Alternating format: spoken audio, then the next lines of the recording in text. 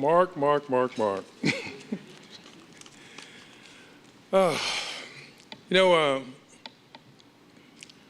I think I can wrestle, but when getting in front of people, sometimes I'm a little bit nervous, and this night has been pretty tedious getting ready for jet setting all over the country and getting here. But first and foremost, I'd like to thank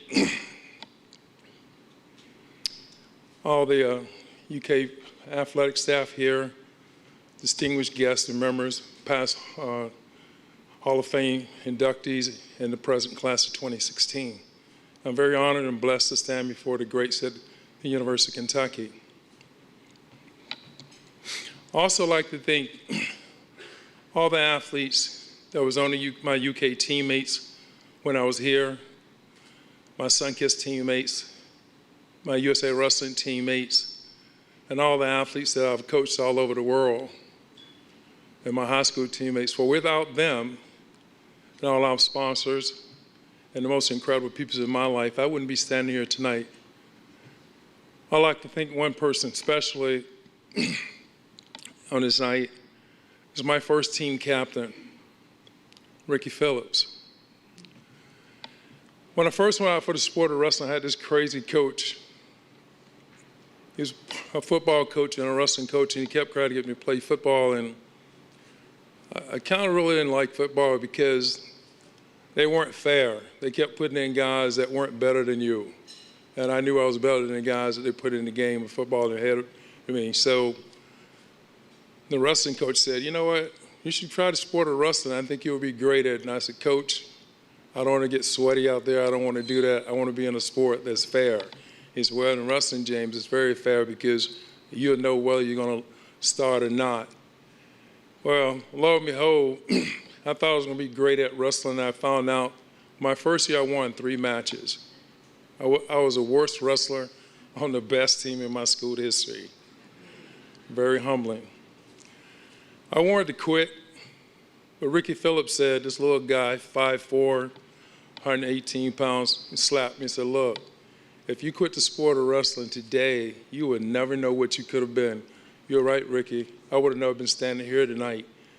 And with the Andre Offers, the Doug Baylors, and Pete Barneys, Randy Miller, Joe Carr, Earl Rayford, I wouldn't have been standing here because this night would have never happened. I remember when I went to church when I was 16 years old, and in my house, we had to go to church, and I tried to avoid it at all costs. And on this day, my brother said, you really should go because you can't play sports if you don't go. And the pastor of our church, a little small church, Mount Gilbert, said, James, God's going to bless you. You're going to go all over the world. You're going to do amazing things. You're going to have amazing friends, and you're going to set accomplishments that are going to be far greater than you ever could imagine.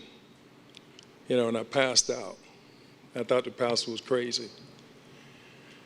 Lo and behold, I didn't know it. I would travel to 80 different countries, every continent, have an athlete to place at every level, at every competition from junior high all the way up to the Olympics. But I also remember that one guy that was standing in that church who was a deacon was my grandfather.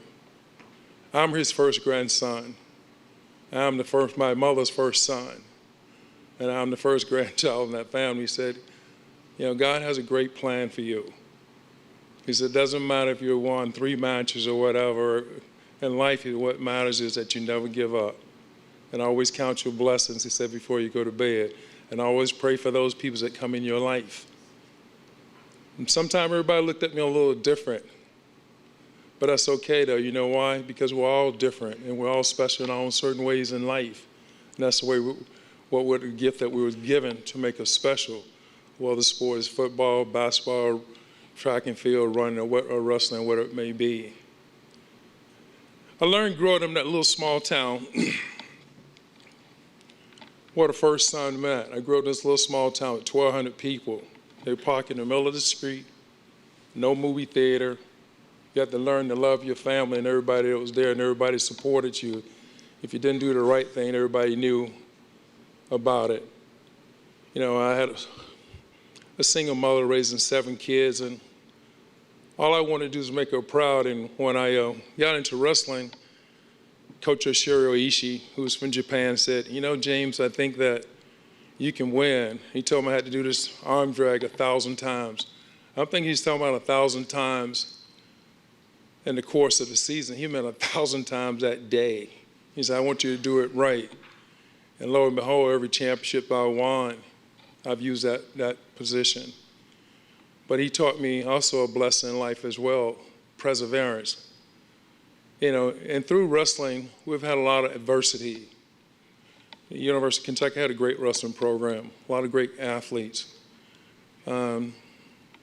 Dr. Downing was a great guy here, Dr. Ham and Bob Bradley. You know, we had this, you know, helped me a lot here. Coach Carr recruited me. And when I was standing on the steps of Memorial Hall where we used to wrestle at 18 years old, I didn't think that I fit in with the guys from Pennsylvania, known for wrestling, Ohio, Illinois, and New Jersey. I didn't think that I fit in, this little kid from North Carolina. And we had this guy from Ohio, he was a 2-time state champion. He was saying, you know what, you're a freshman, you should go back home to North Carolina. Wrong words to say to me, because I'd already been through the 3-win season, and I knew what it felt like. So, you know, I tried my best, and I made the team at UK, and a lot of things happened. Then life changed a little bit. You know, UK drops a program. I go to North Carolina State as an assistant coach, and they helped coach my first national champion, Tab Thacker, who's a great athlete, but at the time, weight class on limit was 455 pounds. My job was to get Tab Thacker up the hill to practice every day. And lo and behold, I got him up the hill and got him on the highest podium. So I left and went to the Sunkist Kids out in Phoenix, Arizona. I owe a great deal of my postseason success to Art Matori and the Sunkist Kids and the USA national team athletes, and it was a tremendous season over times of years, or 12 years. And then I didn't think I fit in again. He said, you know what, I think you should be a coach. He said, you haven't done all the things in life that you can accomplish as a person. Coaching USA national team athletes at the highest level, Olympians, can be very difficult. But I remember my grandfather said, you've been blessed in your life to be a great leader, and no matter what the adversities are, you shall overcome them. It doesn't matter what people say or what you think. He's God's blessed you with a tremendous platform in life. And he said every athlete platform is different, whether they stand up for it or not. You know, do I support them all? I can't say. But my two greatest fans in my life, after I learned through all the sports in life, weren't teammates. You know, one was my daughter when she was born, and my son. On July 8th, we went to the movies to see The Secret Life of Pets. And my daughter Isabella is always looking at my phone. She's like my personal PA. Actually, I think she's my coach because she knows every athlete that plays in every sport at any level. You can pick it. If I was betting, I would always pick Isabella and I would win. Wesley, trust me, she researched you. He's great, Daddy. He's playing with DeMarco Murray, one of your friends. And so when we got in the movie, she said, Daddy, Dwayne Peavy said you should call because there's something that's associated at the University of Kentucky that he needs to speak with you about. He said, you can call it any time. At that time, it was 8 o'clock at night here. And I said, well, we'll call tomorrow. She said, Daddy, I told you need to call Dwayne Peavy. I said, okay, Isabella. So she opens up the phone, and we called him, and she was listening to me, and he said, I want to congratulate you for being accepted to the University of Kentucky Athletic Hall of Fame. So as I was reading and listening to him, she went out, she started doodling, and she wrote a note. I want to close with my note from her because her and her brother Fabian, they are my gold medals and they're my Hall of Famers in my life, and they're what drive me every day of my life. Whether I went into the Hall of Fame or not, without them, this night wouldn't be special. Chuck, I'm going to do like you did. I do have some cheat notes in here.